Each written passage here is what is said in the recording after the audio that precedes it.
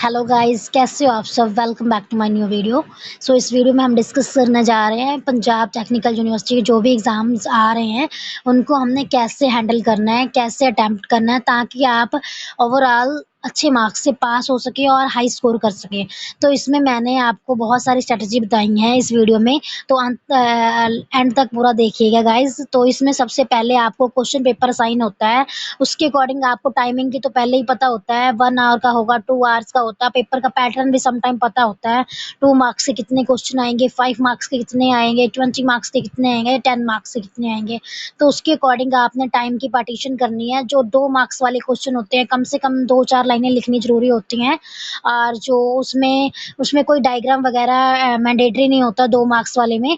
अगर आपका 5 मार्क्स का क्वेश्चन है, उसमें भी आप डायग्राम बनाएँ, ना बनाएँ, कोई फ़र्क नहीं पड़ता। बस उसमें जो पॉइंट टू पॉइंट आंसर लिखना होता है, जो भी आप क्वेश्चन ने पूछा एग्ज़ाम में पूछा गया है।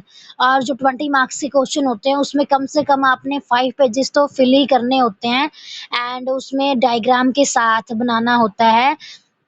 एक इसमें ये भी होता है कि आप कोई भी आंसर क्वेश्चन आपको समझ में भी नहीं आ रहा, उसमें एक वर्ड भी आपको समझ में आ गया है, तो उसके अकॉर्डिंग आपने उसके बारे में लिख देना है। आपने कोई भी क्वेश्चन नहीं छोड़ना है।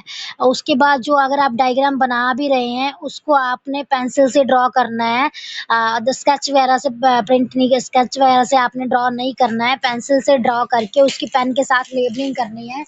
और पेन के लेबलिंग करने के बाद आपने लाइक डायग्राम भी जो आपने बनाया है ना, वो मैटर लिखने के बाद लाइक एक पेज का मैटर लिख दिया, सेकंड पे डायग्राम आ गया, उसके बाद मैटर लिखिए, फिर डायग्राम बनाइए अगर कोई बनाना भी है तो आपने।